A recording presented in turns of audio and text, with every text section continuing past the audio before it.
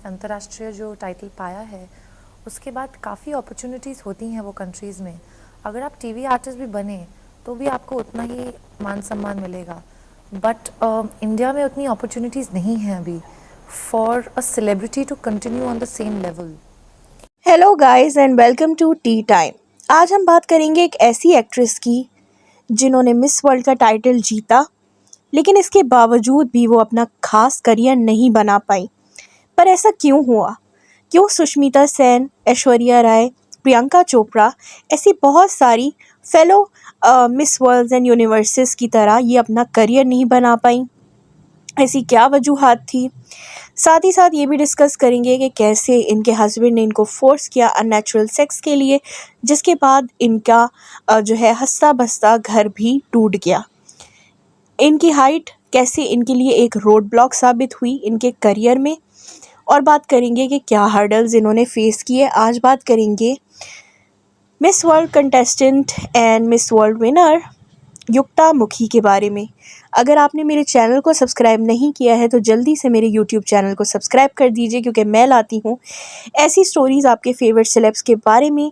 तो आइए जल्दी से डाइव करते हैं युक्ता मुखी की ज़िंदगी में और उनके करियर में। युक्ता मुखी का जन्म हुआ 7 अक्टूबर 1979 को एक सिंधी फैमिली में। इनके फादर इंदर लाल जो कि एक क्लोथिंग कंपनी के मैनेजर रहे और उसके बाद वो एक स्टेट एजेंट बने, और इनकी माँ जो कि एक सैलून चलाती रहीं सेंट्रा क्रूज इलाके में। इनके ब्रदर जो कि एक इंजीनियर रहे। युक्ता मुखी बचपन में 7 इयर्स तक दुबई में जो है इनकी अपब्रिंगिंग हुई, क्योंकि इनके फादर इंदर लाल वहाँ काम किया करते थे। यूएई में थोड़े साल रहने के बाद दोबारा से इनकी फैमिली मुंबई में शिफ्ट हो गई। युक्ता मुखी जो थी वो अपने ग्रैंड पेरेंट्स के घर मुलुंड में शिफ्ट हो गई, जिसके बाद इन्होंने अपनी स्कूलिंग यहीं से स्टार्ट की। युक्ता मुखी बहुत ही ज़्यादा लव्ड थी अपने पेरेंट्स के द्वारा, बिकॉज बहुत मन्नतों के बाद ये पैदा हुई थी।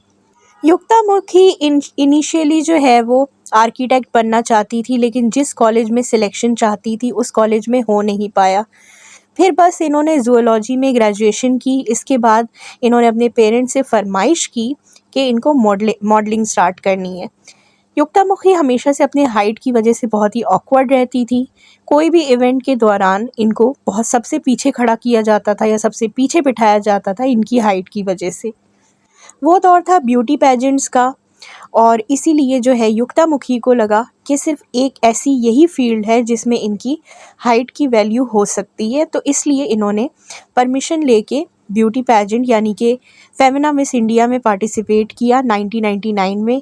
1999 में इनके साथ गुल पनाग भी थी। गुल पनाग जो कि मिस इंडिया की विनर थी, और युक्ता मुखी जो कि एक रनर अप रही।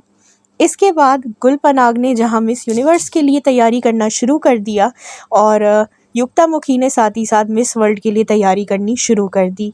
जब ये पेजेंट से वापस आई तो इनको पता चला कि इनके कॉलेज वालों ने इनको सस्पेंड कर दिया है। लेकिन जब कॉलेज वालों को पता चला कि ये मिस इंडिया बनी है तो कॉलेज वालों ने इनकी सस्पेंशन कैंसिल कर दी, बल्कि एक डिलाइट इनको समझा कि ये हमारे कॉलेज से अगर ग्रेजुएट होती हैं तो इनके लिए स्पेशल क्लासेस भी अरेंज की गई, और इनके कॉलेज में जितने भी इनके जूनियर्स थे वो सारे इनके ऑटोग्राफ लेने के लिए खड़े भी होते थे। तो इसी तरीके से कुछ महीनों में युक्ता मुखी की ज़िंदगी बदल गई। इसके बाद इन्होंने मिस वर्ल्ड जो है मिस वर्ल्ड के लिए हिस्सा लिया और मिस वर्ल्ड बनी भी ये, और जो है इसके बाद इनको फ़िल्मों के काफ़ी ज़्यादा ऑफ़र्स भी आना शुरू हो गए। सबसे पहले युक्ता मुखी ने एक तमिल मूवी में गेस्ट अपीयरेंस किया, लेकिन ये भी हिंदी मूवीज़ का पार्ट बनना चाहती थी। तो साल 2002 में ये आफताब शिवदसानी की हीरोइन बनके हमें प्यासा फ़िल्म में नज़र आई। प्यासा फ़िल्म एक फ्लॉप रही, जिसके बाद युक्ता मुखी का एक पूरी तरह एक्सीडेंट हो गया था, जिसके बाद ये कुछ साल काम नहीं कर पाई। उसके बाद 2002 से डायरेक्ट ये 2006 में कठपुतली मूवी में नज़र आई।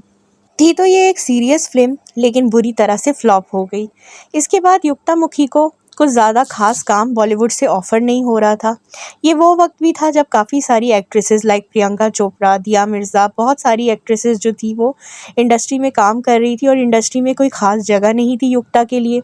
युक्ता ने ये भी इंटरव्यूज़ में कहा था कि अगर मुझे जो है आइटम सॉन्ग्स भी मिलेंगे तो मैं बख़ुशी आइटम सॉन्ग्स भी करूँगी, बिकॉज़ अगर ऐश्वर्या राय बंटी और बबली में आइटम सॉन्ग कर सकती है तो फिर मैं भी कर सकती हूँ। लेकिन इसके अलावा इनको बॉलीवुड में कोई भी काम नहीं मिला। आइटम सॉन्ग्स मिले भी तो भोजपुरी इंडस्ट्री से मिले। फिर इन्होंने 2008 की एक फ़िल्म मेम साहब में काम किया, वो भी फ्लॉप रही। युक्तामुखी एक अननोटिस एक्ट्रेस के नाम से मशहूर हो गई थी, जिनको बिल्कुल नोटिस ही नहीं किया जाता था और इनका करियर जो था वो टेक ऑफ से पहले ही क्रैश कर गया था। 1999 में ये मिस वर्ल्ड बनी थी और 2000 में जब प्रियंका चोपड़ा मिस वर्ल्ड बनी तो उनकी क्राउनिंग भी युक्तामुखी ने ही की थी। युक्तामुखी को बॉलीवुड में बिल्कुल भी काम नहीं मिल रहा था। इसकी सबसे बड़ी वजह बताई गई इनकी हाइट, क्योंकि इनकी हाइट बहुत ही एक्स्ट्राऑर्डिनरी थी और 90s के और 2000s के दरमियान ऐसे एक्टर्स हमें नहीं देखे गए जिनकी हाइट बहुत ज़्यादा थी। ज़्यादातर ऐसी एक्ट्रेसेस नहीं चल सकती थी उस ज़माने में। हालांकि आजकल बॉलीवुड में काफ़ी सारी लंबी एक्ट्रेसेस का दौर है और वो आ भी रही हैं, लेकिन उस ज़माने में एक्ट्रेसेस बहुत खूबसूरत होती थी मगर उनकी हाइट एवरेज हुआ करती थी, जिसकी वजह से युक्तामुखी को बहुत ज़्यादा काम नहीं मिला। इसका सबसे बड़ा एक रीज़न ये भी था कि उस ज़माने में शाहरुख, सलमान, आमिर, ये तीनों एक्टर्स भी ऐसे ही थे जिनकी हाइट बहुत ज़्यादा बड़ी नहीं थी और इनके अपोजिट कोई लंबी एक्ट्रेस कास्ट नहीं होती थी, ताकि इनकी हाइट बहुत ज़्यादा कम ना लगे। इसी वजह से इनको कोई ख़ास रोल्स ऑफ़र नहीं हो रहे थे। युक्तामुखी बहुत ज़्यादा निराश हो गई थी अपने बॉलीवुड के करियर से। इसी दौरान इनकी ज़िंदगी में एंट्री हुई प्रिंस तुली की, जो कि एक यूएस बेस्ड बिजनेसमैन थे जिनका तुली ग्रुप ऑफ होटल्स में अच्छा खासा इनका नाम था। युक्तामुखी जब अपनी फ़िल्म की प्रमोशन के दौरान एक नागपुर के इवेंट में गई थी तो वहाँ पे वो रुकी थी तुली ग्रुप ऑफ होटल्स में, जहाँ पे इनकी मुलाकात हुई थी प्रिंस तुली के साथ, जो कि एक कैजुअल मुलाकात थी। लेकिन जब दोबारा से इस होटल में उनका रुकना हुआ तो इन्होंने प्रिंस तुली के साथ नंबर्स एक्सचेंज किए। कुछ अरसे डेटिंग करने के बाद 2008 में इन्होंने शादी कर ली थी प्रिंस तुली के साथ और 2010 में इनका बच्चा भी पैदा हो गया। लेकिन फिर 2013 में न्यूज़ आने लगी कि ये डिवोर्स चाहती हैं अपने हस्बैंड के साथ और रीज़न बहुत ही ज़्यादा वियर्ड था। पहले तो इनके हस्बैंड प्रिंस तुली इनको डिवोर्स देने के लिए ही तैयार नहीं थे। फिर युक्तामुखी ने मजबूरन पुलिस स्टेशन में उनकी कंप्लेंट फ़ाइल की, जिसमें उन्होंने बताया कि वो युक्ता को बहुत ज़्यादा फिज़िकली असॉल्ट करते हैं, बहुत ज़्यादा टॉर्चर करते हैं, उनके साथ मारपीट करते हैं। इनफैक्ट एक शॉकिंग खुलासा ये किया कि वो उनसे अननेचुरल सेक्स की डिमांड करते हैं, जो कि युक्ता जब पूरी नहीं करती तो उनके हस्बैंड बहुत ज़्यादा चिड़चिड़े हो जाते हैं, बहुत ज़्यादा मारपीट करने पर तुल जाते हैं। युक्ता ने एक बात ये भी डिस्क्लोज़ की कि शादी से पहले जोकिंगली उनके हस्बैंड ने उनसे ये कहा था कि कैसा लग रहा है तुम्हें एक ऐसी फैमिली में आके जिसमें हर पर्सन की एक वाइफ भी होती है और एक गर्लफ्रेंड भी होती है। तब युक्तामुखी ने इस बात को बहुत ही जोकिंग वे में लिया था और उनको ये बात बिल्कुल सीरियस नहीं लगी थी। मगर शादी के बाद उनको ये पता चला कि प्रिंस तुली के बहुत ज़्यादा एक्स्ट्रा मैरिटल अफेयर्स भी हैं और वो रात भर देर से घर में पार्टी करके लौटते थे, जिसकी वजह से बहुत ज़्यादा इनकी आपस में फ़ाइट्स वगैरह होती थी, इनको मारा पीटा जाता था।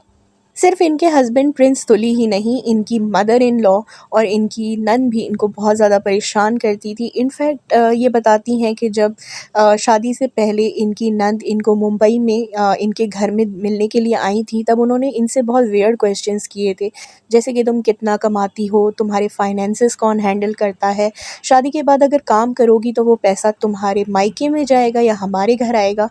तो युक्ता को इन्हीं चीज़ों से डाउट हो गया था इनकी फैमिली पे, लेकिन फिर भी ये प्रिंस तुली के प्यार में इतना ज़्यादा दीवानी थी कि इन्होंने इन सब चीज़ों की परवाह ना करते हुए प्रिंस तुली से शादी कर ली। बताया जाता है कि युक्तामुखी ने इस बात पे इनके साथ डिवोर्स सेटल किया कि जो प्रिंस तुली हैं वो अपने बच्चे की कस्टडी नहीं मांगेंगे और बदले में युक्तामुखी इनसे कोई भी एलिमनी की डिमांड नहीं करेंगी। साथ ही साथ युक्तामुखी बताती हैं कि प्रिंस तुली के घर ये दहेज के रूप में 2 करोड़ रुपए का सामान लेकर गई थी, जिसमें से सिर्फ 2 लाख का सामान जो है उनको वापस लौटाया गया और प्रिंस तुली ने इनको धमकी भी दी थी कि अगर ये पर्सनल डिटेल्स वो डिस्क्लोज़ करेंगी तो इनकी कोई वीडियो है जो वो वायरल कर देंगे। बहुत सारा तमाशा हुआ, बहुत सारा मीडिया में इनकी फ़ाइट्स रहे, लेकिन फिर फाइनली इनका डिवोर्स फाइनल हुआ और इनका डिवोर्स हुआ। प्रिंस तुली से डिवोर्स के बाद युक्तामुखी दोबारा से इंडस्ट्री में आना नहीं चाहती थी, क्योंकि इंडस्ट्री की सच्चाई उनके सामने खुल गई थी। और फिर वो इसके बाद स्पिरिचुअलिज़्म और इसकी लाइटनिंग में चली गई। इसके बाद ये एक आश्रम में जाकर सेवा भी करती रहती थी और इनको कितना ज़्यादा सुकून मिला। उसके बाद हमने इनको स्क्रीन पे देखा काफ़ी सालों के बाद 2019 में गुड न्यूज़ मूवी के एक छोटे से सीन में। अब इनका लुक बहुत ज़्यादा तब्दील हो चुका है, बाल इन्होंने छोटे करवा लिए हैं, ये पहले जैसी अब नहीं दिखती हैं, काफ़ी चेंज हो चुका है इनका लुक। लेकिन इनके एक गलत फ़ैसले ने, यानी कि इंसान को ना पहचानने की वजह से इनके बहुत सारे साल बर्बाद हो गए। करियर इनका नहीं चल पाया, क्योंकि इनकी वो हाइट जो इनके लिए एक टाइम पे एक प्लस पॉइंट था, वही हाइट की वजह से ये इंडस्ट्री में नहीं चल पाई थी उस ज़माने में। ऐसी बहुत सारी एक्ट्रेसेस हैं जैसे कि पूजा बत्रा, सुष्मिता सेन, जो भी इस हाइट की वजह से नहीं चल पाई, उनको बहुत ज़्यादा नुकसान हुआ अपनी लंबी हाइट का। वैसे ही युक्तामुखी को भी हुआ। तो आप लोग मुझे बताइएगा कि युक्तामुखी कहाँ गलत हुई? क्या ये डिज़र्व नहीं करती थी कि इनको एक और चांस दिया जाए बॉलीवुड में? ज़रूर बताइएगा मुझे कमेंट सेक्शन में। और मैं लाऊँगी ऐसी और भी वीडियोज़, इंटरेस्टिंग वीडियोज़ आपके फेवरेट सेलेब्स, फॉरगॉटन सेलेब्स के बारे में। तो जल्दी से मेरे चैनल को कर दीजिए सब्सक्राइब। फिर मिलेंगे न्यू वीडियो के साथ। Till then take care, bye bye.